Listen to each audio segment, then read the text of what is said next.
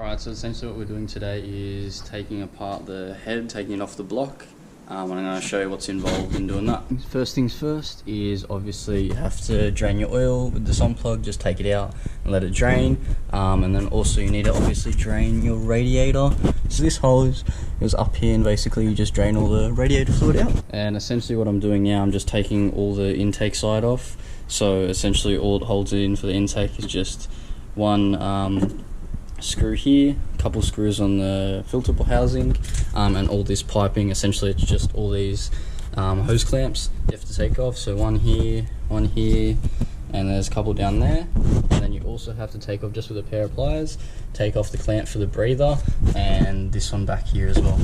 Adding with taking off the intake system, you also have to take off the MAF sensor, and once that's unplugged, you need to undo the screws for the mounts on the airbox, and then the whole thing should just come out. So essentially what you want to do is you want to take all these vacuum hoses off and all the sensors.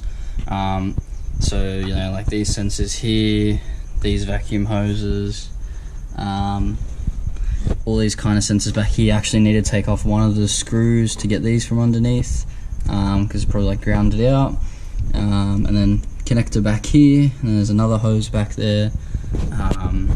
Essentially just go around the whole thing looking for different types of hoses and stuff like that, just to see what needs to come off. And then after, what you have to do is take off these bolts, and then the top of the planner will come out. So not only do you have to like look at taking off like all the brackets and things like that and all the hoses, you actually have to inspect your hoses as well, because if you can see this one, I took this one off, and here it's actually, let that focus, it's actually cracked right there. So obviously when you're checking your hoses, when you're taking them off, just make sure you're looking if they're cracked or damaged, because at the end of the day it is a 30-year-old car, so it's probably likely to happen. Another thing to mention also is with some of the clips like this one at the back here, they actually have this little metal thing that goes on the top, and what you have to do as I drop it is pry it open just about there where my finger is, and then when you pry that open, the plug just comes straight out, so don't break it like I nearly did.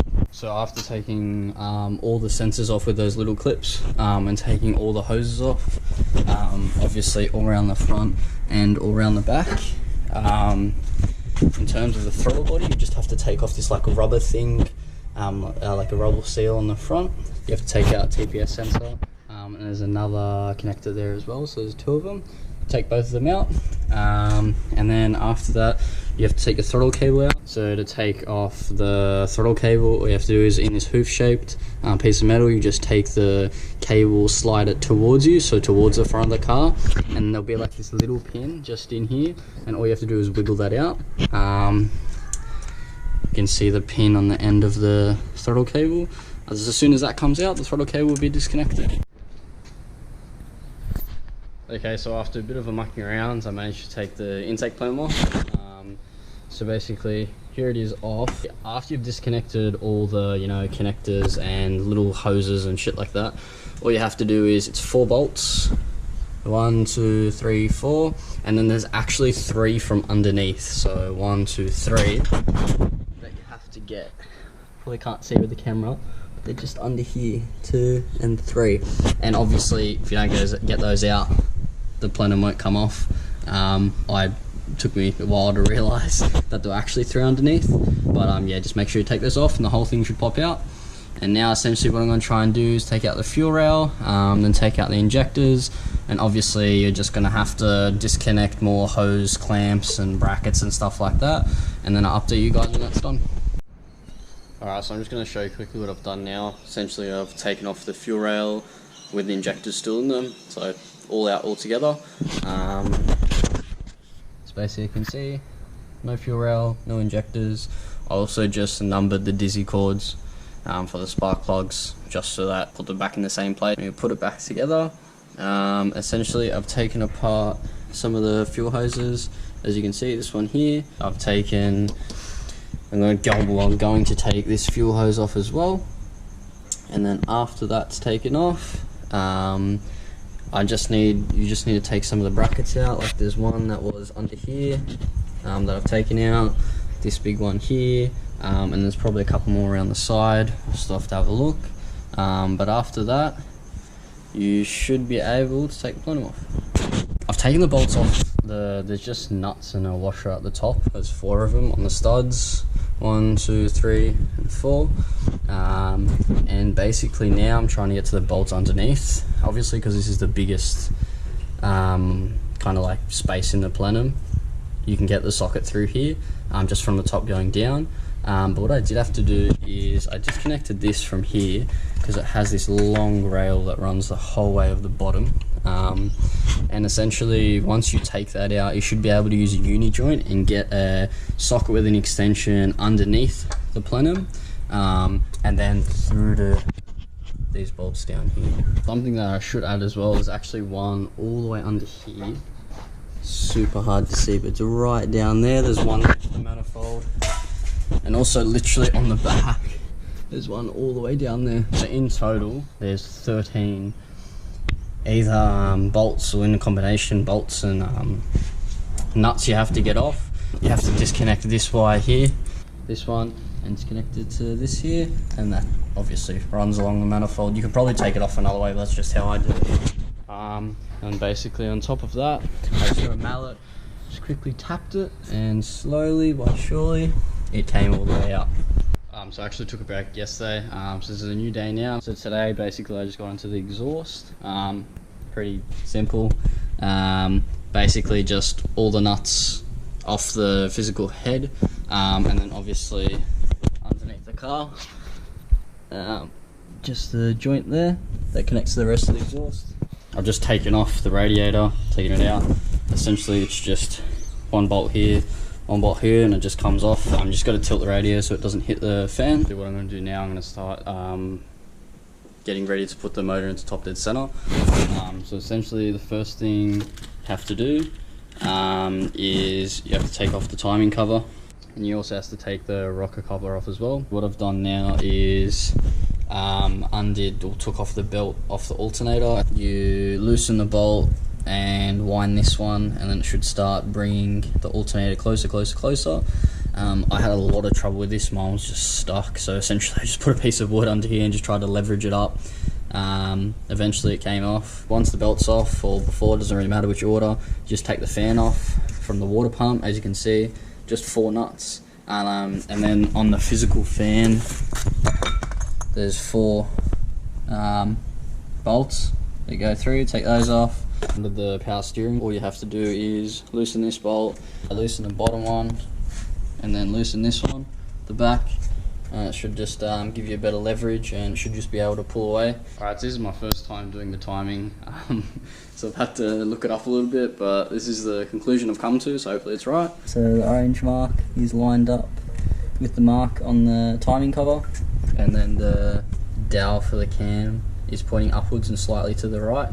And one way to check for the timing, essentially you just put a screwdriver carefully, obviously, in the spark plug hole, and then when you turn the crank with the socket, essentially you'll see the screwdriver going up and down. You'll see top dead center it's like a range of points, it's not just a single point. So when you're turning a pulley for a certain amount of time, the screwdriver will stay at the top, and then when you know for the compression stroke, you just keep turning it until the intake on the first cylinder doesn't move. And then with the Dizzy, you want it to be facing that way. Impact 27mm socket on it, just put it on, undid it, and it actually came out really easy, surprisingly. So now all you have to do is get the physical pulley off. Went down to Supercheap, bought just a 13-piece harmonic balancer pulley set. Obviously none of the bolts fit. Went to Bunnings. I just got high tensile M6 times 80mm 2 bolts, and I just got some washers. As you can see, just kind of stuck it under, tighten these 2 bolts down to the 2 holes in the pulley, and then I just stacked it up with washers just so it's relatively even, because the bolts are too long. That's all I could find. And then you just put this piece on the end of the crankshaft bolt, the ones that the pulley kit supplies, and then essentially you just turn it to the right, and you just keep winding it. So imagine you're like tightening something, and this should push against the inside, and then it'll eventually draw the pulley out, and the pulley will come out. With the tensioner, it's spring loaded. You can see in the diagram, you want to turn the bolt to the left, so you want to loosen it while you're tightening with Allen key, and then you'll hear a click and it'll come out, and you can see now that the tensioner actually loosens. So you can see that's tight. As it pulls away, this is the tension of the belt.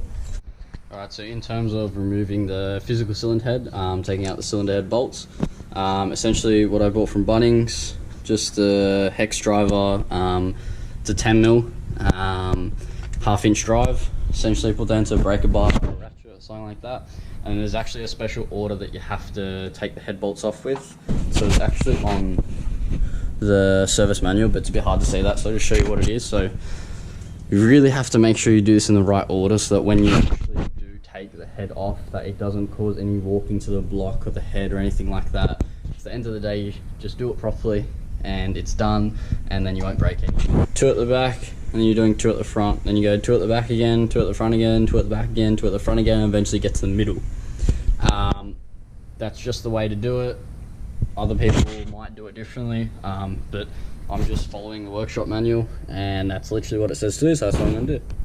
Also, when you're doing the head bolts, you don't want to take them out all the way. What you want to do when you start the pattern, you just want to crack them open, crack them loose, and then after that you go back to the start of the pattern and you loosen them some more, and then you keep doing that maybe in 2 or 3 stages, and then eventually they'll all come out.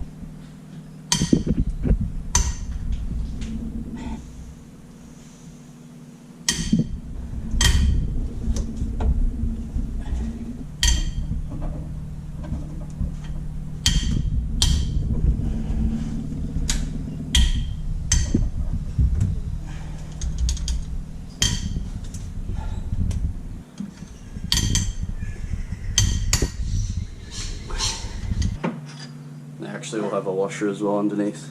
Make sure you take that off too.